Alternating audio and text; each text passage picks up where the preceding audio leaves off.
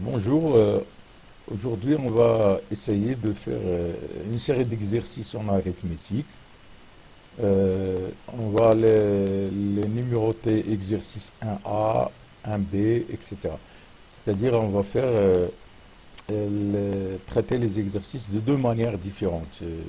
Une manière en utilisant la définition d'un diviseur d'un nombre et l'autre manière en utilisant la récurrence. Donc, on va commencer par lire l'énoncé de l'exercice. Exercice 1A, énoncé, démontrer que quel que soit n appartenant au grand N, 3 à la puissance n plus 6 moins 3 à la puissance n est divisible par 7. Donc tout à l'heure, vous faites pause et vous cherchez l'exercice et après, vous allez voir la solution.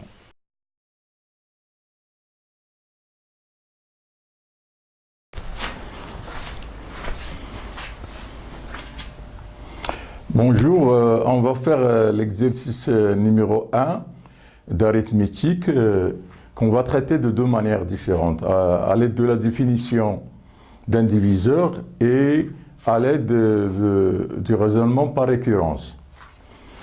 Exercice numéro 1.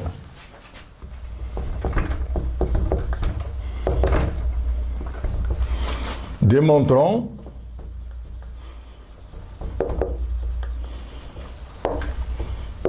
que quel que soit n appartenant à grand N, nous avons 3 à la puissance n plus 6 moins 3 à la puissance n est divisible par 7. Divisible par 7. Par 7. Donc on va utiliser ici la définition d'une division par 7, une division par un nombre. Donc on va prendre un entier naturel quelconque dans n, soit n appartenant à grand N, et on va essayer de travailler cette expression, on va essayer de la distribuer. Donc 3 à la puissance n plus 6 moins 3 à la puissance n est égal. Donc on utilise les propriétés de la définition, les propriétés de la puissance. On a ici 3 à la puissance n plus 6, donc est égal à 3 à la puissance n multiplié par 3 à la puissance 6. Donc c'est une des propriétés de la puissance, multiplié par 3 à la puissance 6, moins 3 à la puissance n. Et puisqu'ici on voit que 3 à la puissance n est le figure des deux membres, des deux termes de la différence, donc on va la mettre en facteur. Ici, c'est comme si on a multiplié par 1. Donc 3 à la puissance n que multiplie 3 à la puissance 6 moins 1. Donc il reste ici 1, puisque 3 à la puissance n est égal à 3 à la puissance n multiplié par 1. Or, une autre fois, on va utiliser la puissance, une propriété de la puissance. 3 à la puissance 6 est égal à 3 à la puissance 2, le tout à la puissance 3. Donc, c'est une propriété de puissance. Donc, puisque 6 est égal à 2 multiplié par 3, donc 3 à la puissance n, facteur multiplié par 3 à la puissance 2, le tout à la puissance 3, moins 1, qui est égal, on va toujours garder le 3 à la puissance n, et puis là, 3 à la puissance 2, 3 au carré, c'est 9. 9 au cube, il reste au cube, moins 1. Et puisque 3 à la puissance, 9 à la puissance 3, c'est 9 fois 9, qui est égal à 81, que multiplié par 9, qui est égal à 729. On fait le calcul, on trouve 729. 3 à la puissance 729 moins 1. Moins 1. Qui est égal, on laisse ici 3 à la puissance n, qui multiplie 728.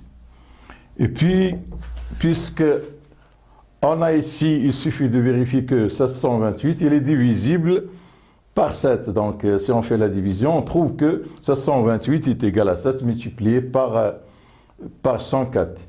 Pourquoi on ne s'est pas intéressé à 3 à la puissance? On sait bien, on voit bien que les facteurs ici, ce sont que des termes de 3. Donc 3 fois 3, 3 fois 3, n fois. Donc ici, on ne va pas trouver un 7. Donc on s'intéresse à 728.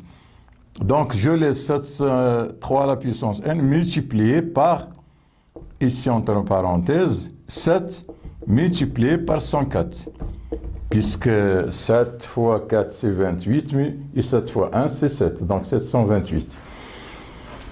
Et puis, toujours, donc, d'où, toujours l'expression que nous avons ici, 3 à la puissance n plus 6, moins 3 à la puissance n, est égal à 3 à la puissance n, toujours, je garde ici 3 à la puissance n, qui multiplie ce nombre-là. Donc, on peut mettre ici, on peut s'arranger à mettre en facteur. On va utiliser les propriétés de la multiplication, l'associativité, la commutativité. Donc, on va échanger les parenthèses, on va mettre 7, qui multiplie 3 à la puissance n, qui multiplie 104.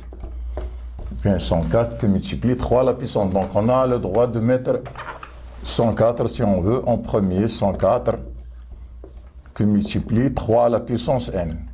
Puisque la multiplication elle est commutative et associative. On pose